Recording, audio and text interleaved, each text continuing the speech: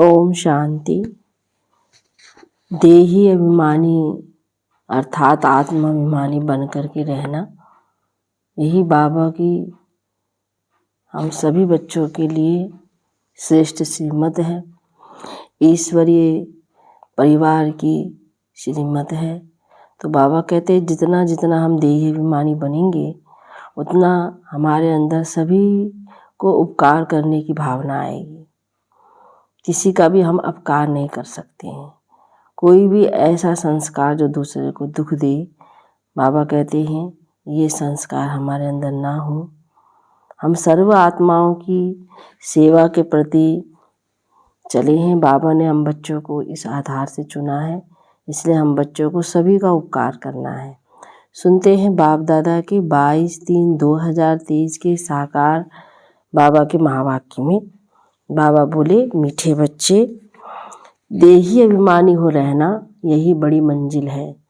देही अभिमानी को ही ईश्वरीय संप्रदाय कहेंगे। उन्हें बाप और परमधाम के सिवाय कुछ भी सूझेगा नहीं। प्रश्न में किस एक बात की धारणा से भविष्य के जन्मों के लिए पूंजी जमा हो जाती है? उत्तर में श्रीमत पर, अपने ऊपर तथा दूसरों पर उपकार करने से। उपकार वही कर सकता है जो पूरा देही अभिमानी बने, जिसकी बुद्धि शुद्ध हो। देह अभिमान में आने से अपकार हो जाता है और जमा हुई पूंजी भी खत्म हो जाती है, घाटा पड़ जाता है। क्रोध का भूत भी अपकार कराता है, इसलिए अपना स्वभाव बहुत मीठा बनाना है। गीत है, ये कौन आज आया सवेरे सवेरे। ओम शांति।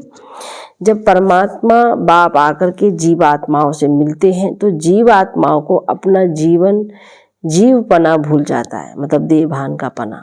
उनको निश्चय हो जाता है कि हम आत्मा हैं और परमपिता परमात्मा की संतान हैं। बाकी जो कुछ हम देखते हैं ये देह सहित देह के सर्व संबंधी आदि ये तो याद रहना ही नहीं है। बाप आते ही हैं बच्चों को वापस ले जाने के लिए। तुम चौंक उठते हो कि ये क्या होता है। ब्रह्मा की अंधियारी रात पूरी हो सवेरा होता है। देह सही देह के जो भी संबंध हैं वे टूट जाते, तो चौंक गए हैं कि क्या हो गया है।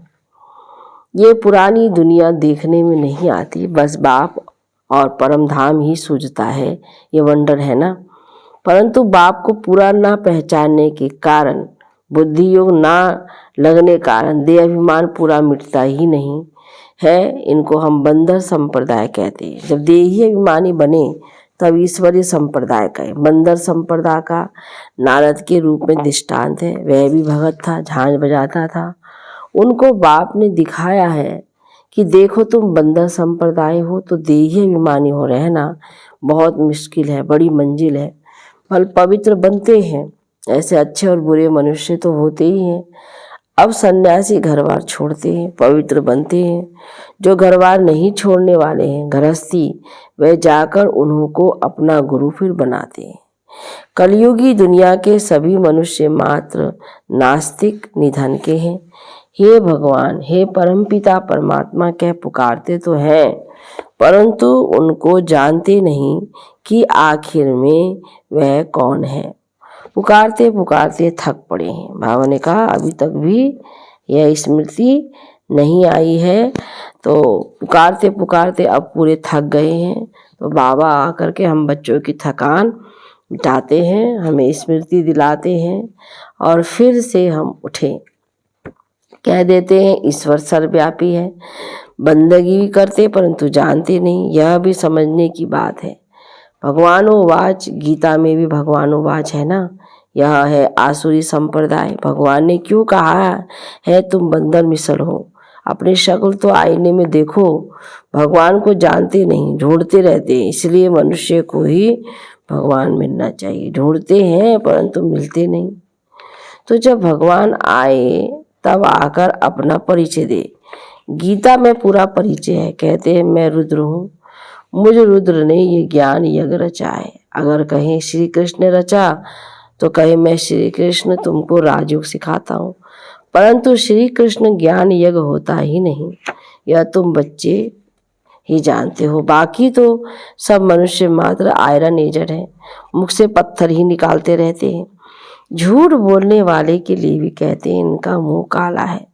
जब सन्यासी धर्म की स्थापना होती है उस समय सृष्टि रजो है, तो भारत को पवित्रता में थमाने के लिए ये पवित्र धर्म की स्थापना होती है, तो उनको रजोगुणी सन्यासी कहा जाता है।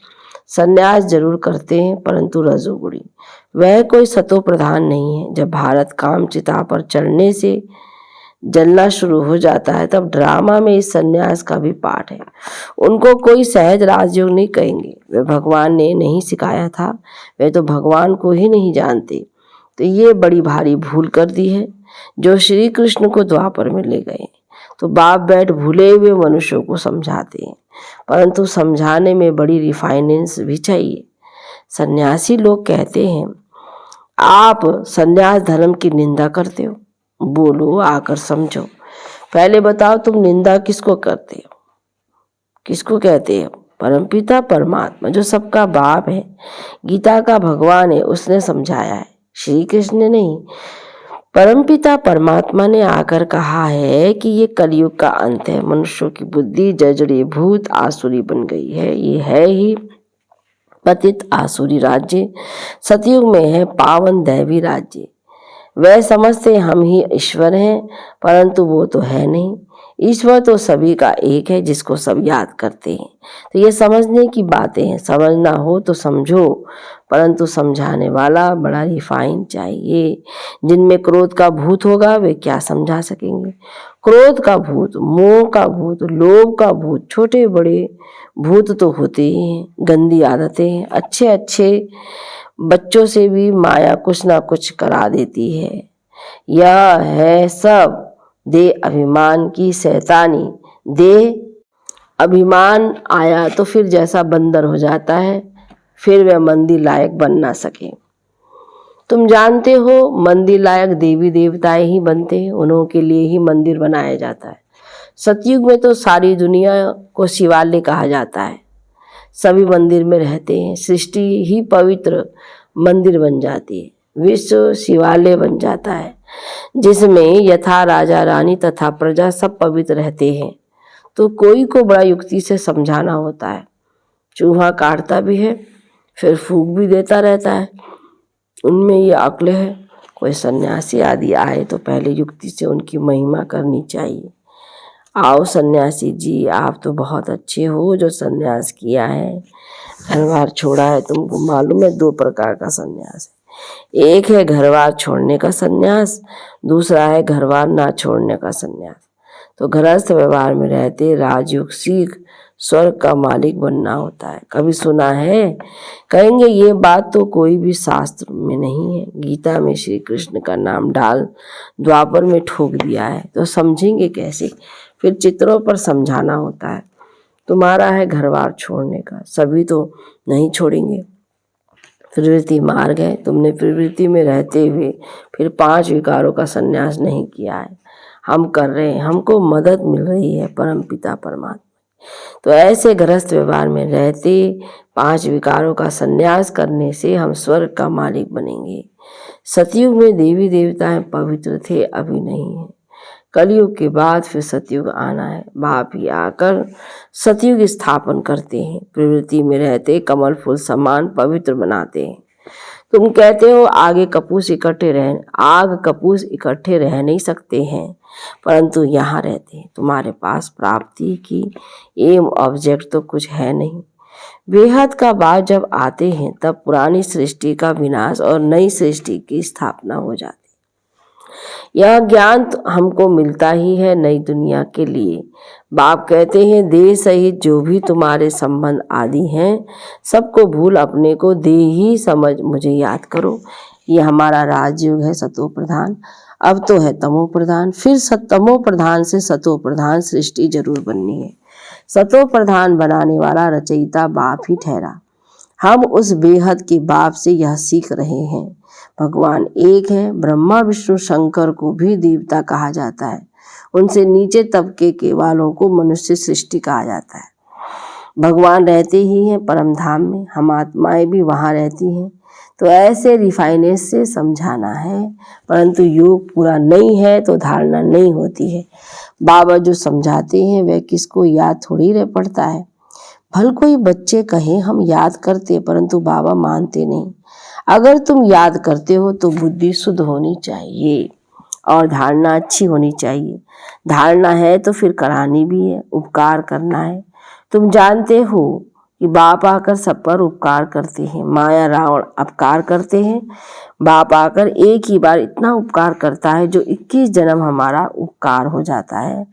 तो उपकार कहो अथवा कृपा आशीर्वाद आदि जो कहो द्वापर में फिर कृपा शुरू हो जाती है। रावण अपकार करते हैं, श्रीमत से ही तुम कोई का भी उपकार कर सकेंगे। फिर देह अभिमान बना तो अपकार करना शुरू कर देंगे। उपकार करने से भविष्य की जन्मों के लिए पूंजी जमा होती है।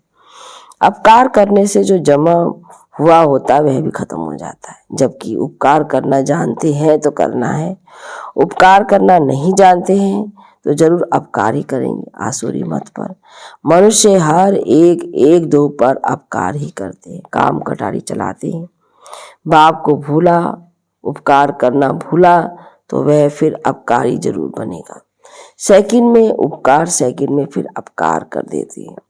अच्छे अच्छे बच्चे कितने उपकारी थे, उपकार करने की शिक्षा जानते हैं। अपने ऊपर भी उपकार करते थे तो औरों पर भी करते थे। फिर माया के चक्र में आकर भागंती हो गए, अपकारी बन पड़े। कितना अपकार करते हैं। मनुष्य समझते कुछ भी होगा, जो भागे हैं हम फिर कैसे जाएं। उल्टी सुल्टी बकवास जाकर करते हैं।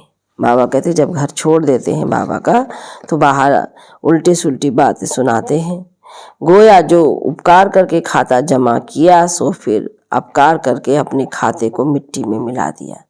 ऐसे बहुत हुए हैं और होते रहेंगे। देखो जिसने उपकार किया वही फिर देह अभिमान में आने से अपकारी बन पड़ा। मनुष्य पर अपकार ही करते हैं, उपकार कोई कर ना सके जब तक श्रीमत में न चले। अपकार करने वाली रावण मत है। अभी श्रीमत अभी रावण मत पर चल पड़ते हैं। क्रोध का भूत आया और अपकार कर लिया। बाप पर अपकार का कलंक लगा दिया, निंदा करा दी।